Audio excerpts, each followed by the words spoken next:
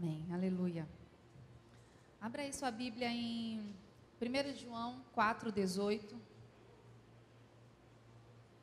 Gente, eu achei esse cenário muito lindo. Olha, esses nossos artistas plásticos, os nossos congressos nunca mais serão os mesmos.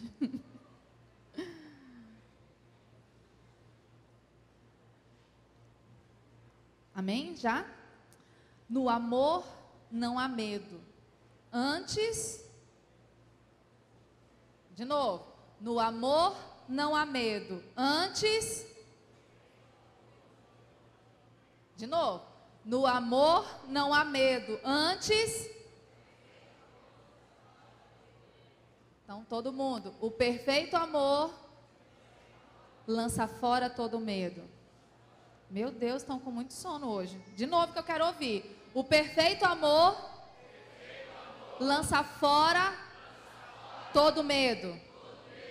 Vamos orar. Senhor, eu quero, em nome de Jesus, pedir, Senhor, que a revelação da Tua palavra esteja nas nossas mentes e corações nessa noite. Que o Teu amor seja de uma forma abundante derramada sobre nós, compreendida, experimentada. Deus, em nome de Jesus, revela-nos, ó Deus, mais e mais, Senhor, da Tua pessoa, do Teu propósito para as nossas vidas, Pai. Enche-nos, ó Deus, de Ti, da Tua perfeição, do Teu poder, da Tua paz e do Teu amor, Senhor, em nome de Jesus. Amém. Aleluia.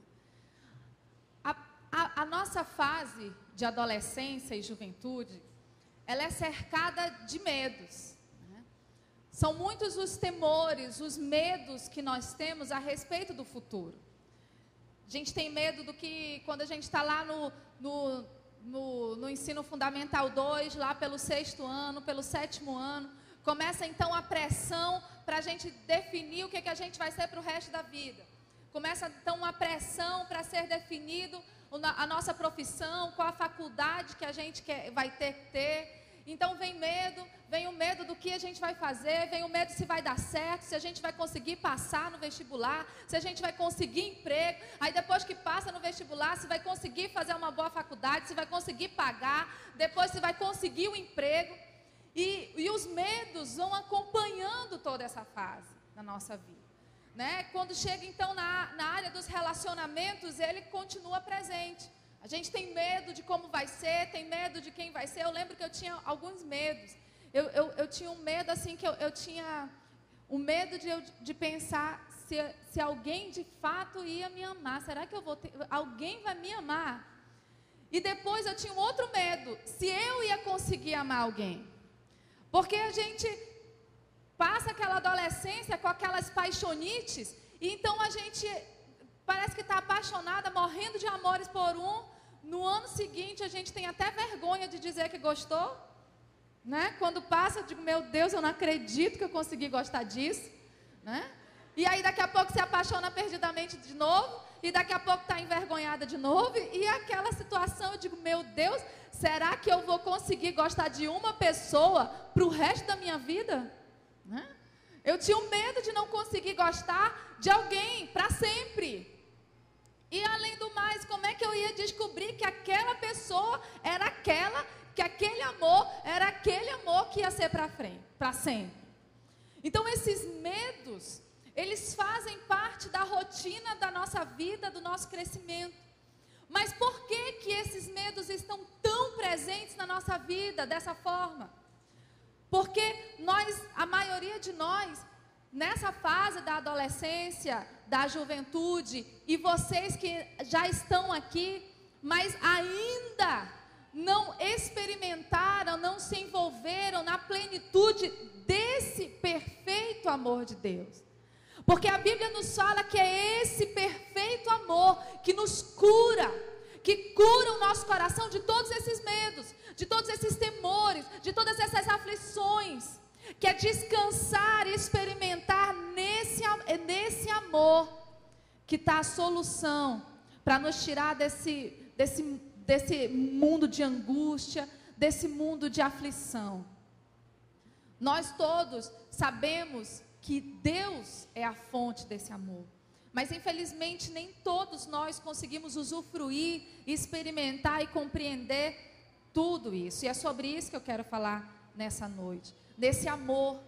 Quando nós falamos então de contos de fadas, nós falamos sempre de uma princesa, grande maioria das vezes, de uma princesa, que ela tem uma família abalada, ou pela morte, ou por alguma situação, né? No caso específico da Branca de Neve, nós vemos então a família dela desestruturada, nós vemos a ausência de uma mãe pela morte, ali a gente já viu o trauma, a gente já vê então na vida dela a presença de um pai que é fraco, a presença de um pai que é manipulável pela luxúria, porque ele então se apaixona por uma nova mulher, mas essa mulher na verdade é uma bruxa e ela é linda, e ele se apaixona então pela beleza. Então é um homem que é envolvido pela luxúria, que é envolvido muito mais pelo propósito de cuidar de fato da sua família e do seu reino, uma falta de senso de propósito da pessoa dele como rei, para cuidar da sua casa e para cuidar do seu reino. Então ele é envolvido pelaquela manipulação emocional daquela mulher, faz com que a Branca de Neve seja lançada, depois é a morte, e acaba ficando sozinha. A gente já sabe como processa a história. Nós vemos então que a maioria desses enredos faz com que a gente perceba que esse amor, ele vai ser encontrado num relacionamento. Então, todas as princesas precisam do príncipe para que ele venha amá-las como o pai não amou, para que ele venha protegê-las como o pai não protegeu, para que ele venha cuidar, prover e fazer tudo aquilo que o homem da casa deveria fazer e não fez. Então, nós vivemos, apesar disso ser um conto de fadas, apesar disso ser uma história, era uma vez uma princesa tão linda que nasceu com a pele branca como a neve e os lábios vermelhos como sangue. Ao invés da gente olhar para isso apenas como uma história, de fato, essa ideologia de o relacionamento ser a salvação da nossa vida e dos nossos problemas, ele está embutido em todas as atitudes da juventude, de todas as faixas etárias no mundo. Nós vemos então essa busca, esse desejo por isso, tanto da mulher quanto do homem, que é um príncipe que está lá perdido na floresta, fazendo o que sozinho na floresta, eu não sei, está lá na floresta e encontra a mulher. Então ele ganha o sentido da vida dele. O sentido da vida dos príncipes é ter mulheres, é encontrar uma mulher na sua frente, e ele não morreu de amores pela Branca de Neve, ele achou primeiramente a Branca de Neve linda, né? Então, é a respeito dessa deturpação, é a respeito dessa ideologia deturpada, que é a figura dessa madrasta, que é a figura desse espelho, onde essa mulher tem uma ideologia de uma beleza e que nos aprisiona na tirania do espelho, onde ele sempre está nos falando e nos mostrando alguém que é mais bonito, alguém que é mais capaz, alguém que é mais competente, alguém que é melhor do que nós. Sempre que se pergunta, sempre que a mulher chega lá, espelho, espelho meu, existe alguém mais bonita do que eu? Não, realmente você é bonita, mas a Branca de Neve é mais bonita que você.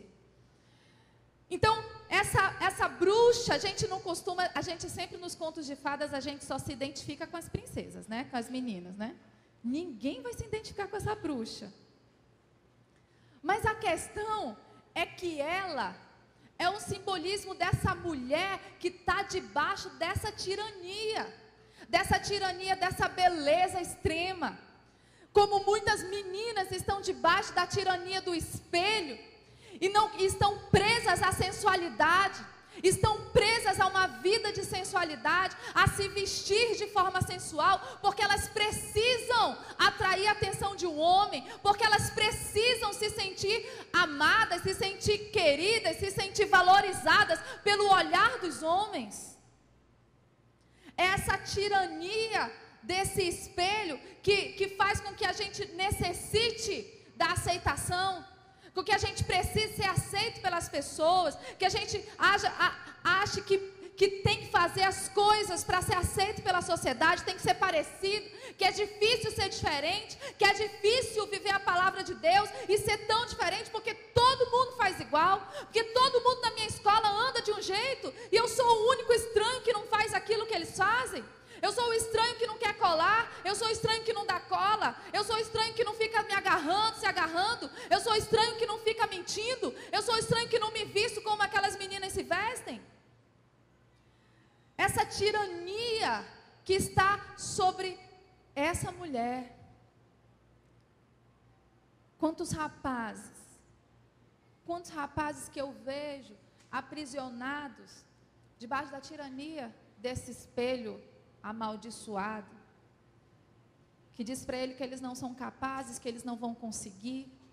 Quantos rapazes preciosos nós temos aqui dentro dessa igreja, que tem medo de liderar, que tem medo de consolidar uma pessoa, que tem medo de discipular, porque ainda se sentem incapazes, ainda estão com o seu sacerdócio ofuscado, estão com o seu sacerdócio agrilhoado por essa tirania.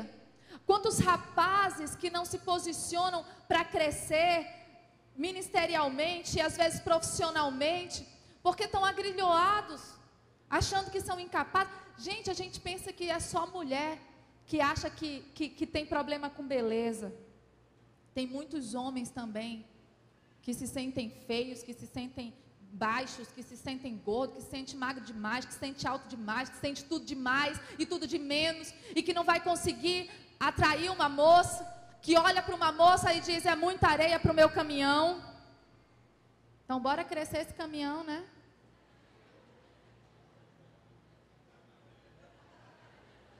Se teco-teco também voa, né? Caminhão também anda, né?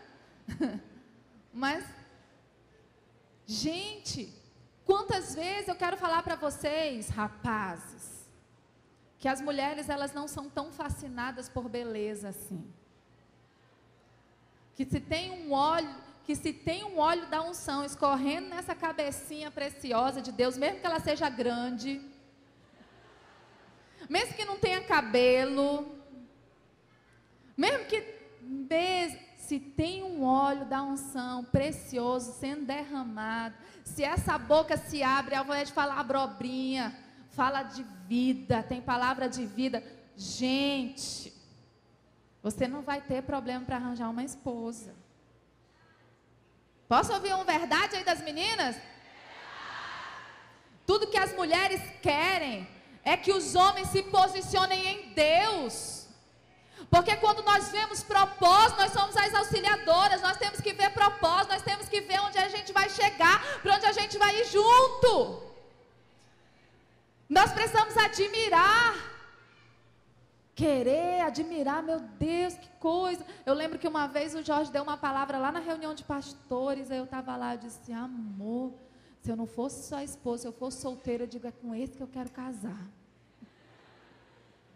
Meu Deus, cada pessoa tem uma coisa que chama atenção, né? Me chama atenção quem prega bem assim, né? Meu Deus, eu digo: eu casava de novo, quero casar com esse daí, é esse mesmo, né? Eu lembro quando eu casei com o Jorge, amado, ele pesava 62 quilos. Eu achava ele lindo desde já, mas é o homem mais lindo da igreja. Até hoje é, né? Meu Deus! Por quê? Não interessa quem achava que era muito magro, era o homem mais lindo. Por quê? Porque se via propósito. Porque se via um objetivo.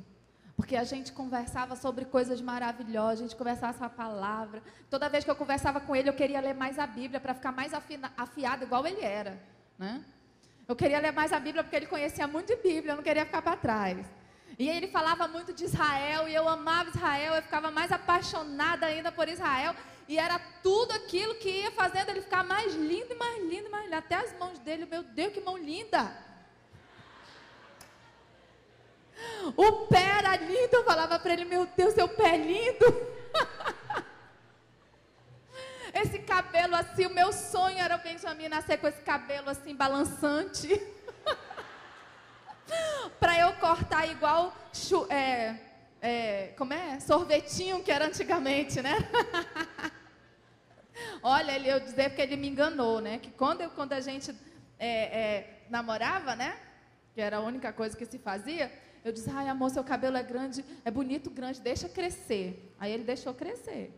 Chega, tava bem aqui, ó. Aí agora fica eu e a Radassa, não corta, não corta, não corta. Aí ele vai lá e corta, porque eu gosto do cabelo dele grande que fica balançante. Gente, é isso. É a vida de Deus, é o quanto de Deus vai fluindo. É isso que vai chamando a atenção, é isso que vai gerando amor, é isso que vai gerando aquelas certezas e que vai abrindo e tirando todo esse leque dessa cultura maligna, desse alimento maligno que o mundo tenta nos dar, tenta nos envenenar, tenta nos contaminar. Porque o desejo do nosso coração é que todos vocês saibam e todos vocês percebam o quanto nada nem ninguém pode suprir aquilo que só Deus pode fazer na sua vida. E a respeito desse amor que quebra esses medos, e a respeito dessa unção de amor que quebra esses grilhões, dessa tirania desse espelho, que quebra essa mentira, desse alimento envenenado, amaldiçoado, que o mundo tenta nos alimentar, tenta alimentar essa juventude, tenta fazer com que a gente esteja perdido, né, procurando de um lado para o outro o caminho certo, onde ir, como fazer, e ficar o tempo todo angustiado. Nós estamos então falando de um amor que é perfeito, diga, é perfeito. E esse amor, ele lança fora todo o medo. Eu e você não precisamos mais viver enfeitiçados por esse espelho. Pedir que ele diga se nós estamos bem, bonitos, se nós estamos fazendo o que é certo. Não é esse espelho que vai ditar as regras da nossa vida. Porque ele enfeitiça, ele é um espelho mágico, né? Ele é um espelho de bruxaria. Quando Paulo fala para os Gálatas, que ele fala lá, em Gálatas 6, ele fala, ó Gálatas insensatos, quem vos fascinou? E essa palavra aí significa a mesma coisa que enfeitiçou. Quem vos enfeitiçou para saírem do caminho que já tinha sido revelado a vocês, que é Cristo Jesus crucificado? Quem tirou você, quem enfeitiçou vocês para saírem da verdade? E é isso que acontece quando a gente chega nesse espelho, espelho, espelho meu, diga com quem eu vou casar, espelho, espelho meu, diga se eu estou bem, espelho, espelho meu, diga com que faculdade eu vou fazer, e a gente chega diante desse espelho que o mundo oferece para a gente olhar, e quer saber como que a gente deve agir, se comportar, se vestir, se relacionar. Não é esse o padrão, não é esse o lugar que nós devemos buscar essa fonte, porque ela só nos envenena. Então, abra sua Bíblia lá no livro de Efésios, capítulo 3.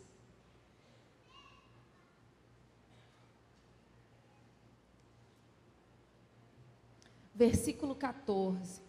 Nós vamos falar então da oração de Paulo pelos irmãos de Éfeso. E eu creio que essa é uma oração pela igreja. Não só por aqueles que estavam lá, mas é a oração de um apóstolo que ficou aqui para todos nós. Para que isso aconteça com a igreja do Senhor Jesus. E essa oração ele vai pedindo como que em degraus, e aquilo vai nos levando à excelência. Então lá no versículo 14 diz assim: por esta causa me ponho de joelhos diante do Pai, de quem toma o nome toda a família, tanto no céu como sobre a terra, para que segundo a riqueza da sua glória, vos conceda que sejais fortalecidos com poder, mediante o Espírito no homem interior, e assim habite Cristo no vosso coração, pela fé, estando vós arraigados e alicerçados em amor, a fim de poderdes compreender com todos os santos qual é a largura, o comprimento e a altura e a profundidade, e conhecer o amor de Cristo, que excede todo o entendimento, para que sejais tomados de toda a plenitude de Deus. Ora, aquele que é poderoso para fazer infinitamente mais do que tudo quanto pedimos ou pensamos, conforme o seu poder que opera em nós, a ele seja glória na igreja e em Cristo Jesus, por todas as gerações, para todo sempre. Amém. Aleluia. Então, o apóstolo começa a fazer algumas petições a respeito da igreja. Então, para que a gente cresça no conhecimento desse amor. Então, a primeira coisa que ele pede é que nós sejamos fortalecidos no Espírito com poder. Fortalecidos com poder pelo Espírito Santo de Deus no nosso homem interior. Amados, a presença do Espírito Santo na nossa vida fala de nós sermos novas criaturas. Mas o poder do Espírito Santo na nossa vida fala de uma capacitação sobrenatural para viver a vida de Deus e para fazer a sua obra. Nós sabemos que esse revestimento de poder foi liberado sobre a igreja. Nós sabemos que esse revestimento de poder do Espírito Santo estava sobre Jesus. Então nós sabemos que é o que Paulo está pedindo, que para nós vivermos uma vida santa, uma vida justa, uma vida que testemunhe a plenitude da glória de Deus aqui na terra, nós precisamos do poder do Espírito no nosso homem interior. Nós precisamos da capacitação do Senhor para dizer não ao pecado, capacitação para dizer não ao mundo, poder de Deus para desfazer as obras do diabo, poder de Deus para viver uma vida santa. Muitos têm a dificuldade de viver passos elementares da vida cristã por falta de poder no seu homem interior. Então Paulo está dizendo assim, olha, por vocês eu me coloco de joelho para que o homem interior, para que o espírito de vocês seja revestido de um poder que vem do alto, aquele dínamos, para que você seja capaz de viver a vida de Deus. E além do mais, depois desse poder no homem interior, depois desse poder ter sido liberado no seu espírito, então depois disso, Cristo habite no vosso coração pela fé. E o interessante aqui é que essa palavra, existem duas palavras para o habitar, para habitação, que fala, uma é paroikel e a outra é katoikel. Essa primeira palavra fala então de uma habitação que significa um alojamento. É como se fosse um hotel. É como se fosse alguém que está de passagem, que habita, que mora, que fica ali por um momento. Mas a passagem que é usada aqui para que Jesus habite no vosso coração é essa segunda, katoikel, que significa estabelecer-se em um lugar. Refere-se a uma habitação permanente, em contraste com uma habitação temporária. A mesma palavra usada em Colossenses 2:9, quando diz, porque nele, em Jesus, habita corporalmente toda a plenitude de Deus. Então Paulo está nos dizendo que depois que o Espírito nos renova em poder, depois que o nosso espírito tem contato com o Espírito Santo de Deus e se enche de poder, nós podemos então ter uma vida onde Jesus vai habitar permanentemente no nosso coração. E essa habitação aqui, essa palavra era muito usada para alguém que tinha as chaves de toda a casa. Então, isso não está falando apenas de Jesus, não diz que Jesus não mora na nossa vida, mas a forma como Ele mora, a forma como Ele habita. Se de fato Ele está ali e Ele é o Senhor completo da nossa vida. Ele tem as chaves de todos os cômodos da nossa casa. Se Ele tem a chave de todos os cômodos e as áreas da nossa vida e coração. Então é através do poder do Espírito Santo no nosso homem interior é que nós podemos entregar definitivamente a chave da nossa vida nas mãos de Jesus. E de Jesus cuida de todas as áreas. Não há nenhuma área que você não possa mexer, não há nenhuma área que você não possa interferir, não há nenhuma área que você não tenha acesso na minha vida. As chaves da minha casa estão nas tuas mãos. Que o Espírito Santo venha com poder no nosso homem interior e que pela fé, nessa noite, você possa entregar as chaves de toda a sua vida ao Senhor, para que Ele habite plenamente no seu coração. Essa palavra também dá um significado de habitar, de ter o controle e acesso a todos os cômodos e de sentir-se bem naquele lugar, de sentir-se à vontade naquele lugar. Então Paulo está dizendo que pela fé, e é só pela fé, que nós podemos tomar uma atitude e deixar de fato Jesus controlar toda a nossa vida e se sentir à vontade para mexer em todas as áreas.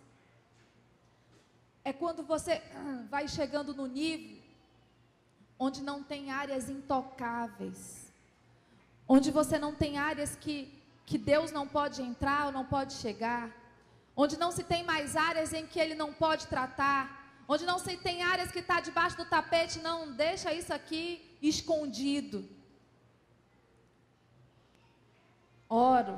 Paulo ora de joelhos, para que o nosso homem interior seja fortalecido, e que o Espírito, e que Jesus habite plenamente na nossa vida, e seja Senhor do nosso coração. Porque quando isso acontece, diz assim: estando vós arraigados e alicerçados no amor. Fale amor. Depois de Jesus então ser o dono completo da nossa vida e coração, depois dele ter então as chaves de todas as áreas da nossa vida e acesso em todas as áreas da nossa vida, nós de fato poderemos estar alicerçados e arraigados. Então Paulo usa duas expressões, uma que remete à botânica, que fala de estar arraigados, como enraizado, e outra arquitetura, né? A engenharia civil, que fala em estar alicerçado no amor, e esse é o amor ação, e esse é o amor fruto do Espírito. Depois que eu tenho o poder do Espírito pulsando em mim, e Jesus está então habitando plenamente na minha vida, eu posso finalmente viver o fruto do Espírito. Eu posso finalmente viver em benignidade, em mansidão, em domínio próprio. A nossa grande dificuldade é ter domínio próprio sobre pensamentos, sobre sentimentos, sobre palavras, sobre atitudes, sobre ações e reações. É justamente a falta desse poder e justamente a falta do senhorio sobre nós. Nós estamos muito no controle. Então não há como manifestar o fruto do Espírito quando é o fruto do homem, quando é o fruto da carne, quando é o fruto da natureza carnal que está operando. Então quando Jesus de fato é o Senhor e quando há de fato poder liberado sobre nós, nós conseguimos então estar alicerçados e arraigados. Arraigados é uma árvore que é plantada, e isso daqui fala de uma posição, de uma postura de segurança, de profundidade, que faz contraponto àquela vida superficial. Então Paulo está orando, queridos, para que Jesus seja tanto Senhor da nossa vida, e que o Espírito seja de uma forma tão poderosa derramada sobre nós, que a nossa vida esteja plantada, que as raízes da nossa vida sejam profundas no Senhor, profundas em Deus, profundas nesse amor, e que toda essa vida, toda essa seiva de vida possa produzir em nós o fruto do Espírito Santo. Ele fala também, isso é uma questão de alimento, então ele fala também para estar alicerçado, e aí ele vai para um conceito de construção, de construir um alicerce de um edifício, de construir algo que é estável, é algo que não racha, que não mexe, que não balança, de algo que não muda facilmente, a construção de uma coluna. Então, depois de estarmos alicerçados, nos alimentando da verdade de Deus, nos alimentando da vida de Deus, nós podemos construir a nossa vida então e alicerçá-la nesse amor, nessa prática de vida. Nós podemos então ter uma vida estável diante de Deus. E nós sabemos que quanto mais alto é o edifício, mais profundo é esse alicerce. Quanto maior é a construção, maiores são os alicerces profundo, maiores são os alicerces lá embaixo, que está sendo firmado na palavra de Deus, que está sendo firmado na vida de Deus. Paulo vai continuando então, depois de estarmos arraigados e alicerçados em amor, então nós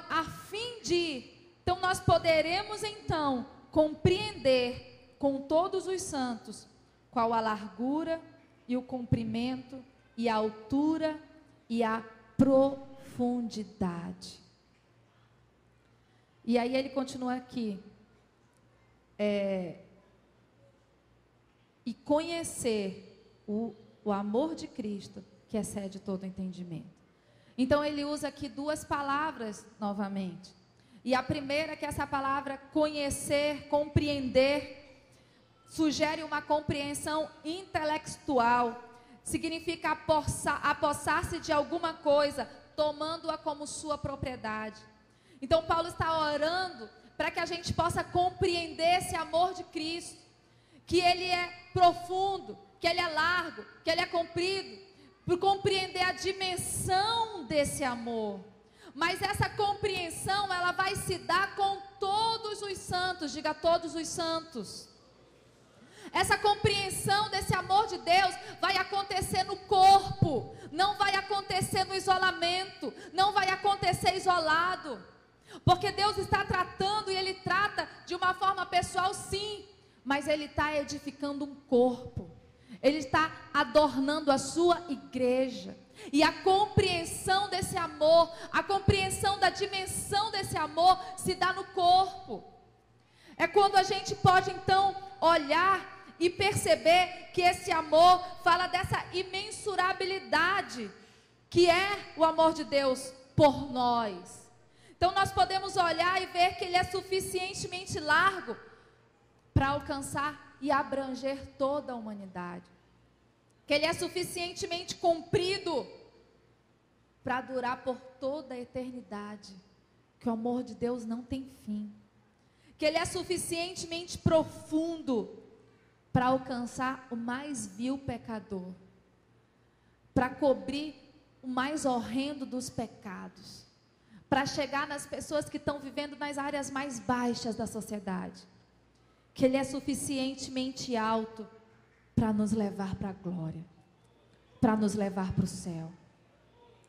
E a compreensão desse amor, amados, nos dá no corpo.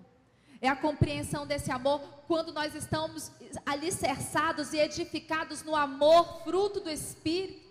Nós podemos então ter a compreensão desse amor no corpo. Quando nós não vivemos debaixo de facção, debaixo de contenda, debaixo de inveja, debaixo de fofoca, debaixo de mentirinhas, quando as obras da carne começam a se apartar da nossa vida, quando os nossos alicerces estão firmados no fruto do Espírito Santo, que é o amor, nós podemos então ter a compreensão desse amor de Deus no corpo.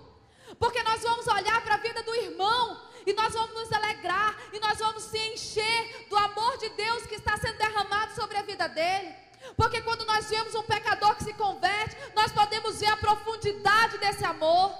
Porque quando nós temos notícias que nos confins da terra a igreja do Senhor está crescendo, nós conseguimos ter a compreensão da plenitude, do cumprimento desse amor.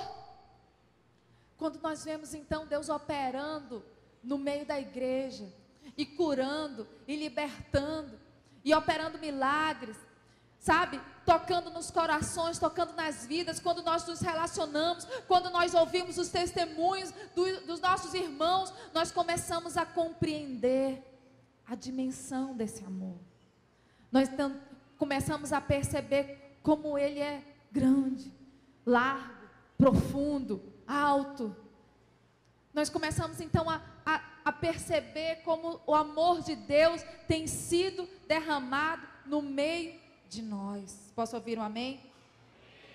Da mesma forma, depois de compreender esse amor no corpo, depois de compreender esse amor se relacionando como corpo, como igreja, nós vamos então conhecer esse amor que excede todo entendimento, né?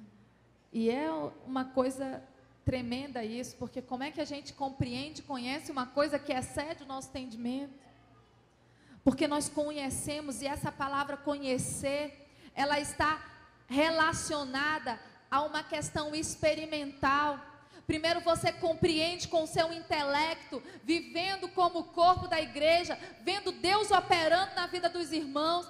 E enfim, Paulo ora também para que a gente conheça esse amor, mas conheça esse amor de uma forma pessoal e experimental. Então nós conhecemos o amor de Deus na nossa vida, sendo derramado na nossa vida, experimentando desse amor, conseguindo perceber, preste atenção que isso é uma crescente, poder de Deus no nosso espírito, Jesus cuidando de toda a nossa vida, alicerçados e arraigados no fruto desse Espírito, vivendo a vida de corpo, vivendo a vida de igreja, estando em comunhão com os irmãos, nós então podemos conhecer e experimentar esse amor de Deus que excede todo entendimento. Amados, aí a gente chega no nível que a gente começa a falar como aquele cego, em que as pessoas queriam explicação dele, de como é que ele tinha sido curado, e ele disse assim: olha como eu fui curado, eu não sei o que aconteceu, mas uma coisa eu sei, eu era cego, mas agora eu vejo. Porque esse conhecimento desse amor de Deus não é mais o intelectual, é o conhecimento experimental, é um conhecimento que no seu espírito você sabe que é filho, você sabe que é amado, você sabe que Ele é seu Deus, você sabe que é salvo, você sabe no espírito que Deus é Deus na sua vida, que Ele é por você, que você não está sozinho nesse mundo, que você não está à mercê das circunstâncias, que você não está à mercê dos vendavais, que você sabe que a sua vida está em Deus, que ainda que venha a tempestade, a sua casa não está alicerçada na areia, a sua casa está alicerçada na rocha. Você sabe, por experiência, que Ele é o seu Deus. Você sabe por experiência que Ele cuida de você. Você sabe por experiência que Ele provê na sua vida, que Ele te dá livramento. Uma coisa eu sei, eu era cego, mas agora eu vejo. E eu vejo a luz de Deus brilhar na minha vida. E eu vejo, eu não consigo entender. Amados, quando de nós já paramos para pensar o que é que Deus viu em nós, né? O que é que foi que Deus viu na minha vida para me amar assim? O que é que foi que Deus viu em mim para fazer o que fez na minha vida? O que é que foi? Nós simplesmente sabemos desse amor, nós simplesmente experimentamos esse amor, mas ainda assim Ele é um amor que vai além do nosso entendimento, que vai além daquilo que a gente possa explicar, que vai além do que aquilo, vai muito além daquilo que a gente possa de fato entender com a nossa razão, mas simplesmente a gente sabe, e a gente sabe, e ainda que situações difíceis aconteçam, e ainda que muitos estejam abandonando, e ainda que muitos estejam indo embora, nós olhamos para Ele e dizemos assim: para onde eu irei, se só Tu tens as palavras da vida eterna? Ainda que seja difícil, ainda que tenha momentos de deserto, ainda que tenha momentos de sequidão, de inverno, nós temos uma certeza que a primavera vai chegar, a chuva vai vir, e a flor vai desabrochar e os frutos virão, porque nós conhecemos, porque o povo que conhece o seu Deus é forte e fará proezas.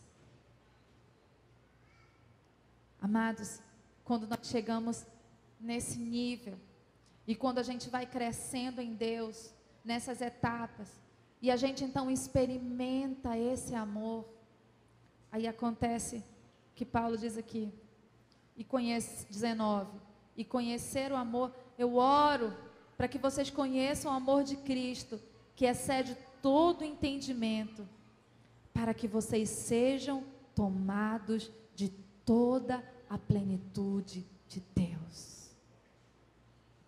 Para que sejam tomados de toda a plenitude de Deus. E é nesse momento aqui que nós entendemos que, por mais que o Senhor seja transcendente e não possa habitar, não possa conter dentro de algo, ainda assim Ele habita dentro de nós. E Ele mora permanentemente no nosso coração. E Ele tem acesso a toda a nossa vida. Isso vai fazer com que nós sejamos aperfeiçoados nesse amor.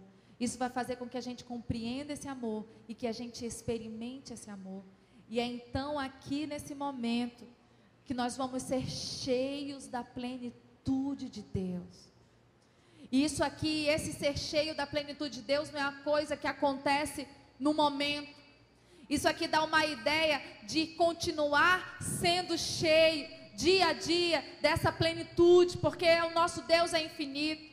Isso fala de continuamente o Espírito Santo derramar poder sobre nós, nos aperfeiçoar em poder, em continuamente nós irmos entregando mais e mais as áreas da nossa vida ao Senhor, em continuamente nós sermos alicerçados nesse amor que decide, nesse amor que age, nesse amor que tem domínio próprio, nesse amor que é fruto de uma atitude verdadeira de filhos de Deus. E cada vez que nós vamos subindo dessas escadas, e quando chega ao fim de uma, a gente começa de novo, e mais poder, e mais entrega, e mais amor, e mais vida, e mais conhecimento, e mais poder, e mais entrega, e mais vida em corpo, e mais vida de fruto do Espírito, e mais experiência do amor de Deus, e essa vida como uma continuidade vai nos permitindo viver a plenitude da vida de Deus.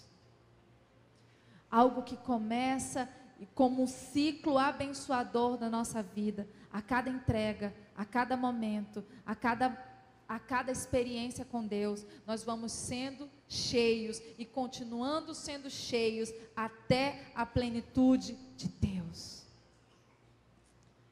E é aqui, nesse momento, nesse estilo de vida, nesse crescimento na vida com Deus, é que nós podemos compreender e entender esse amor que lança fora todo medo. É experimentando esse amor, é vivendo essa entrega, é vivendo no poder do Espírito, que de fato nós seremos livres.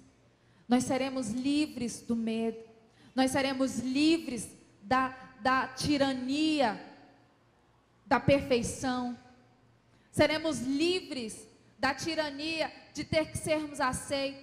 Nós seremos de fato livres para viver a vida que Deus tem para nós. Livres do medo, da angústia, livres do temor do futuro, livre do medo de casar, livre do medo de não casar, livre do medo do que vai ser da minha vida, livres, livres, porque o perfeito amor lança fora todo medo, porque eu vivo uma vida de plenitude, porque eu vivo uma vida de uma experiência real com Deus. Amados, nós precisamos alcançar esse nível. Nós precisamos a cada dia estar em busca dessa plenitude que nos é colocada diante de nós. É essa vida que Deus quer que eu e você tenhamos. É essa plenitude de Deus. Lá em Romanos 8, 29 diz assim: porque os que dantes conheceu, também os predestinou para serem conformes à imagem de seu Filho, a fim de que ele seja o primogênito de muitos irmãos. Essa plenitude de Deus nos fala de sermos semelhantes a Cristo.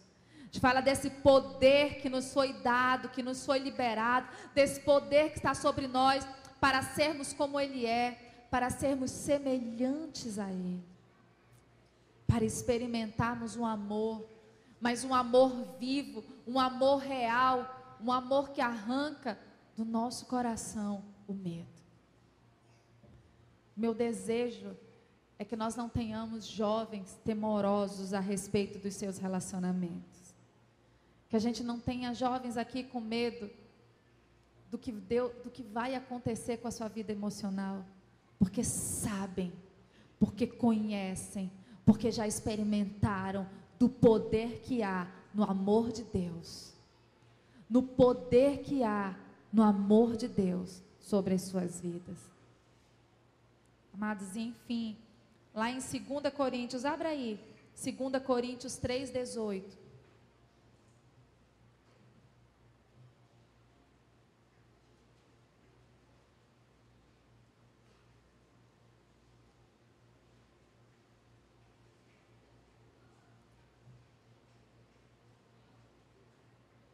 Diz assim: mas todos nós, com o rosto descoberto, refletindo como um espelho a glória do Senhor, somos transformados de glória em glória, na mesma imagem, como pelo Espírito do Senhor.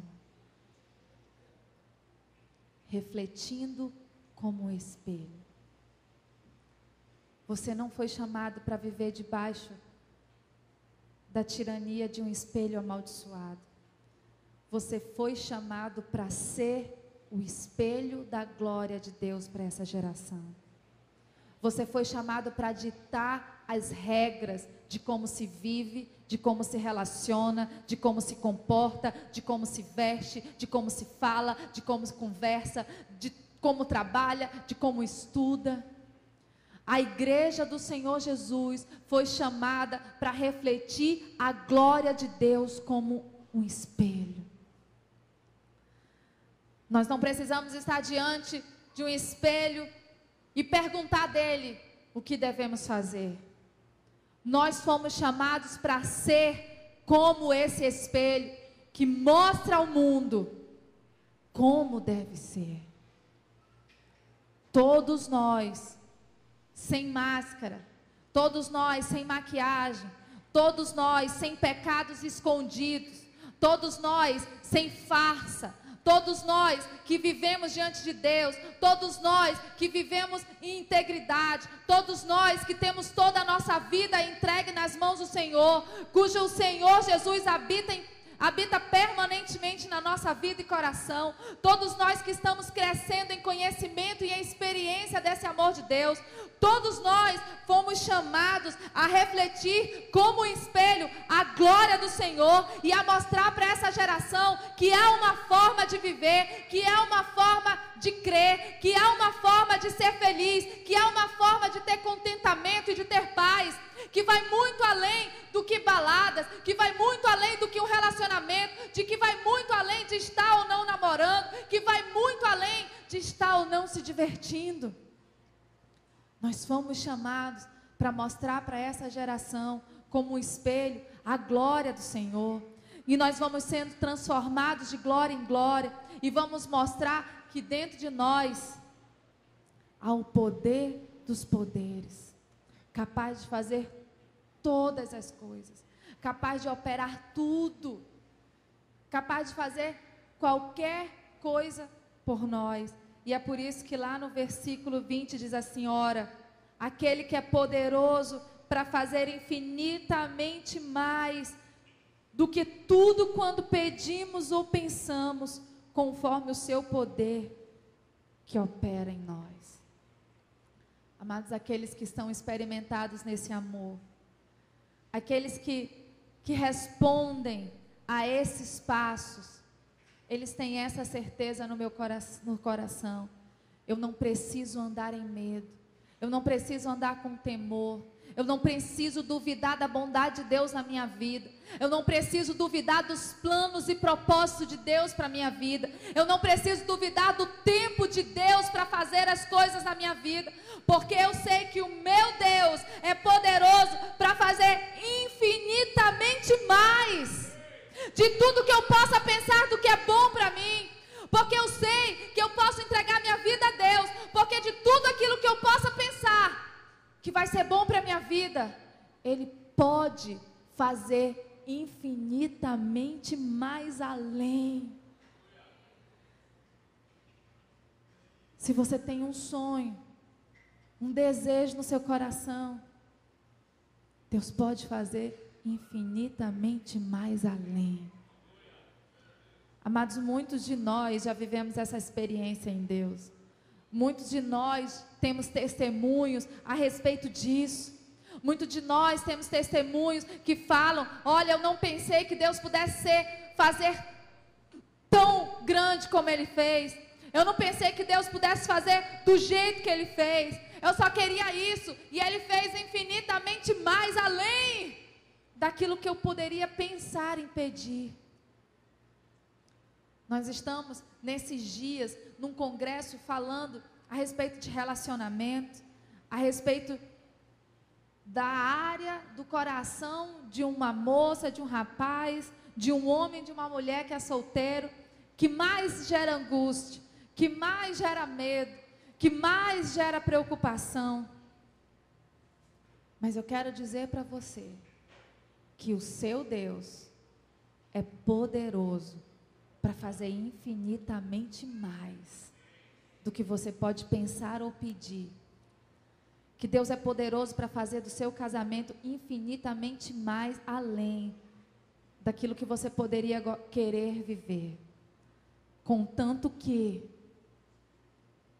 Cristo Jesus habite plenamente no seu coração. Contanto que você compreenda e experimente esse perfeito amor, e você consiga viver longe do medo, e você consiga viver arraigado e alicerçado nesse amor, que tem domínio próprio, não para viver uma vida de emoção, não para viver uma vida de impulsos, mas uma vida de princípios, mas uma vida que decide entregar o seu futuro, o seu coração e os seus sonhos na mão daquele que é poderoso para fazer infinitamente mais além daquilo que você pode pensar ou imaginar. Bora, não vamos ficar de pé.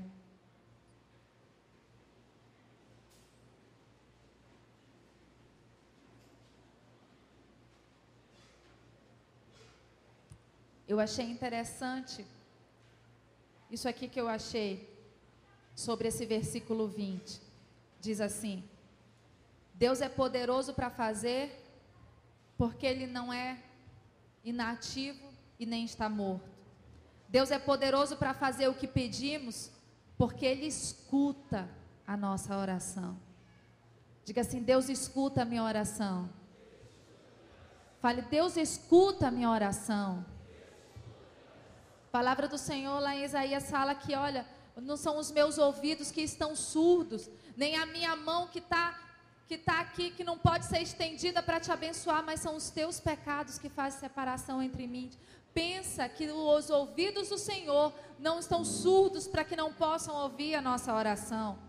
Deus é poderoso para fazer o que pedimos ou pensamos, porque Ele sabe dos nossos pensamentos, porque Ele sabe de tudo. Deus é poderoso para fazer mais do que pedimos ou pensamos, pois suas expectativas são bem mais altas do que as nossas. Deus é poderoso para fazer muito mais do que tudo quanto pedimos ou pensamos, porque a sua graça não é dada por medida, mas ela é abundante e se renova cada dia sobre nós. Deus é poderoso para fazer infinitamente mais de tudo quanto pedimos ou pensamos, porque Ele é o Deus Todo-Poderoso, é o Deus da superabundância, é o Deus que vai além, é o Deus que não mede esforços para nos amar, é o Deus que não mede esforços para se relacionar conosco. É um amor que é largo, que é alto, que é profundo, que é comprido. É o amor que ficou claro naquela cruz, que ficou claro quando Ele entregou a sua própria vida. Nessa noite, você é convidado a entregar o seu coração para esse amor, a desejar, se apaixonar por esse homem, que de fato, Ele é o nosso príncipe, porque não há príncipe que possa te tirar do sono da morte, sem antes ter morrido por você, e é por causa que Ele morreu por você, e é por causa que Ele foi no inferno, tomou as chaves da morte, é que Ele tem poder de te tirar desse sono profundo. Só Jesus, de fato, só esse amor verdadeiro pode nos despertar de toda a inércia espiritual, pode nos tirar de todo engano, pode de fato nos tirar da sombra, das áreas escuras, do vale da sombra da morte. Essa noite é uma noite de você decidir se relacionar com Deus em plenitude. É uma noite onde você vai decidir que você vai ter experiências com o amor de Deus, onde você vai compreender o amor de Deus no corpo, e você vai compreender o amor de Deus na sua vida. Amados, isso, a compreensão desse amor, a compreensão no espírito desse amor, opera em nós uma atitude explosiva. Muitas vezes, quando algumas pessoas eram curadas, Jesus falava assim: olha, vá e não conte nada para ninguém. Mas a primeira coisa que aquele cidadão fazia quando se afastava dali era contar para todo mundo o que Jesus tinha feito, porque aquele amor foi derramado dentro dele, sobre ele, de uma forma tão poderosa que ele não conseguia se conter, que ele não conseguia viver em inércia, que ele não conseguia viver na passividade, que ele não conseguia simplesmente não falar desse amor, não viver esse amor, não demonstrar aquilo que ele viveu. Amados, quando nós de fato experimentarmos esse amor, não apenas saber que Deus me ama porque morreu na cruz, mas saber de viver, de sentir, de pulsar no coração, nós vamos estar motivados para viver uma vida na sua plenitude. Nós vamos estar motivados para se aquietar em Deus, entregar a Ele o nosso futuro. Nós vamos estar posicionados para viver e cumprir o nosso chamado, enquanto Deus cuida das nossas coisas. Nós vamos simplesmente não conseguir nos conter, não conseguir viver contido, mas nós vamos nos dilatar e deixar esse amor fluir, e deixar esse amor fluir, e alcançar e tocar, e tocar, e tocar a vida de outras pessoas. Deus está cuidando da sua vida.